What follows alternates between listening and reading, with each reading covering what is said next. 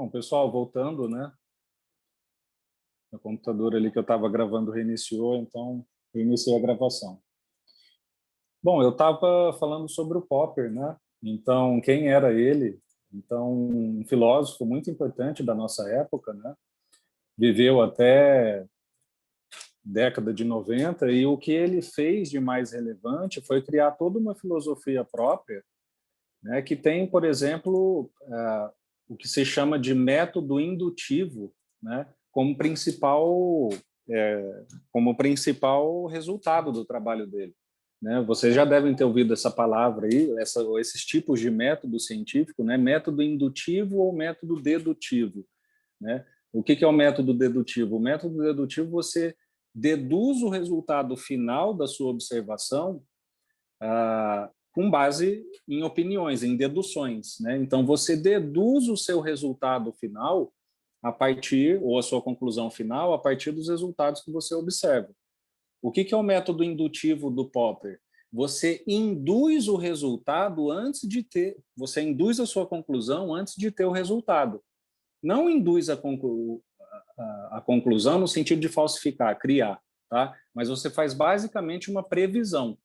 Então, você faz uma hipótese e depois vai observar essa hipótese. Isso é indução, né?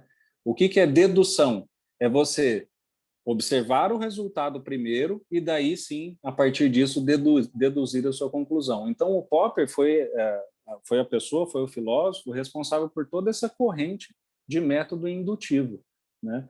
E isso está expresso em tudo que a gente vai ver aqui agora, por que ele pensa que uma teoria é científica ou não, e assim por diante, justamente por causa desse raciocínio indutivo de ciência que ele tem, né? Então, basicamente, o nosso objetivo geral aqui é definir os conceitos, né, de teoria e teoria científica. Vocês viram o texto do Popper. Na verdade, é uma conferência que ele deu, né, um seminário de ciências na época, se não me falha a memória, era 1970 ou algo assim, né?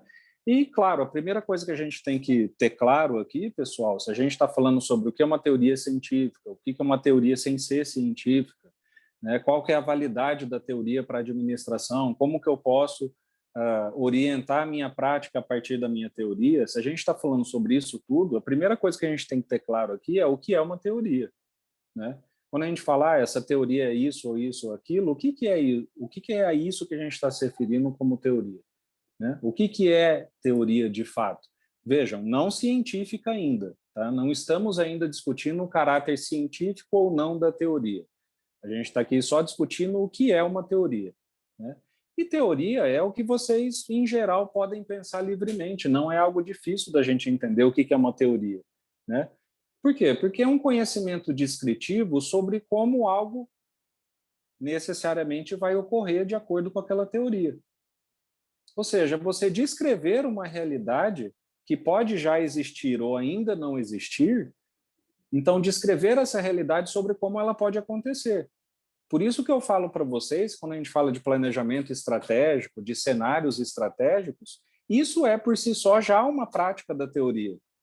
Porque o que é um planejamento estratégico com cenários, né? Se não a descrição de um cenário futuro que você espera que aconteça, né? Então, eu espero que ao final de um ciclo estratégico a nossa empresa esteja posicionada nesse lugar do mercado, tenha X clientes, venda tanto, esteja em tais países.